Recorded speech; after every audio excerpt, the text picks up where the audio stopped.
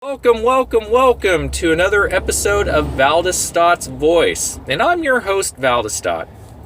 Okay, today's topic is the failure of the system of how Grubhub and restaurants can come into play in affecting a customer's delivery.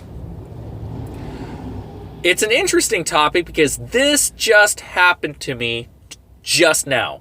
And I'm actually pretty heated and hot over this, not because of what happened to me, but what eventually happens to the customer and how bad it makes Grubhub look because training or lack of caring on the driver's part and a lack of caring or lack of training on the restaurant's part will affect the end result of a happy customer. So, let's get started on this, okay?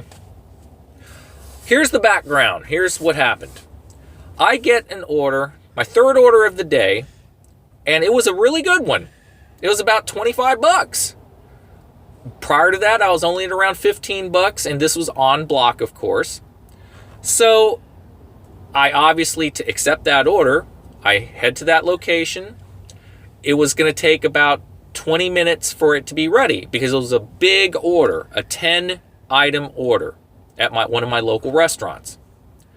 So I give it all the way to 2 minutes prior to the pickup time because I knew at lunch rush it was going to be busy in there. It's a popular restaurant and they got good food. So I get in there and they have no idea what order I'm talking about. And I'm saying, well, I show it to them on the screen right here. I'm here to pick up this order. And they say, we don't have that order. So obviously I have to contact my driver care to get them involved and explain what's going on. Then the lady up there finally remembers and said, well, we had an order that was placed at 10:30 to be picked up around this time. But that order was already picked up by a different driver. So I'm thinking, okay, now I understand what's going on. And I know a lot of you have had this situation in the past where a driver picks up the wrong order or the restaurant gives them the wrong order, okay? This is what I mean by failure of both parties. Failure of training, failure of caring, failure of just being a good contractor to prevent problems from happening. And this is what the end result is right here, folks, okay? I contacted driver care after getting that additional information while I was on hold with driver care because I obviously had to contact the customer because driver care wanted me to contact the customer. I texted the customer while I was waiting. I told the driver care to wait to verify if that person got the food, but I already knew the answer would be no. So, one of two things at that point ran through my mind.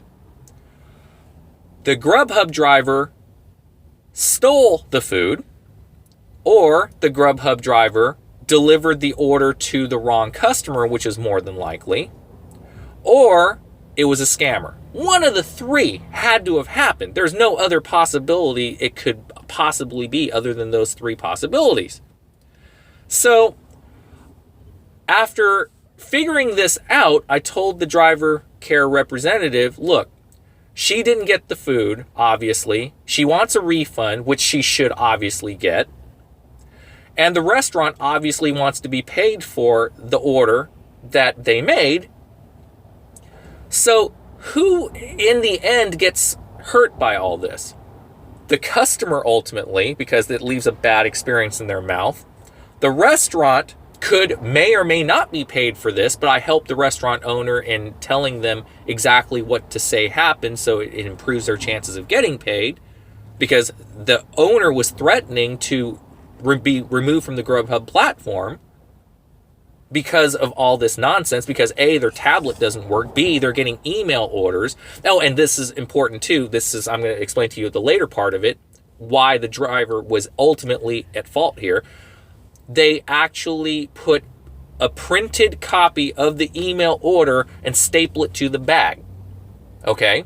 So the restaurant's fault obviously was, and the lady that was giving out the order said it was the first Grubhub order of the day, and a Grubhub order came soon after. So, of course, she assumed it was the correct driver, right? So you know what they say about assuming. So there was a whole lot of faults here, okay? One, Grubhub drivers, or any food gig app drivers, as my motto goes, DoorDash hires anyone with a heartbeat. I'm going to say the same thing pretty much about any gig app company. It is so easy to be a driver. Pass a background check, have car insurance, and you're in, as long as there's availability. Grubhub is probably the strictest out of all the platforms that I know of that has a waiting list.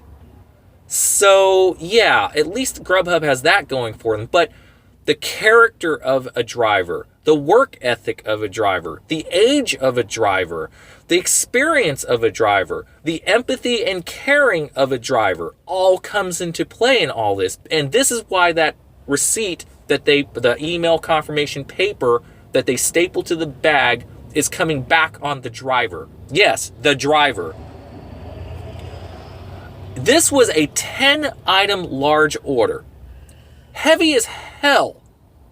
You mean to tell me that the driver either didn't bring their phone in or even bother to show and verify to the person giving them the food?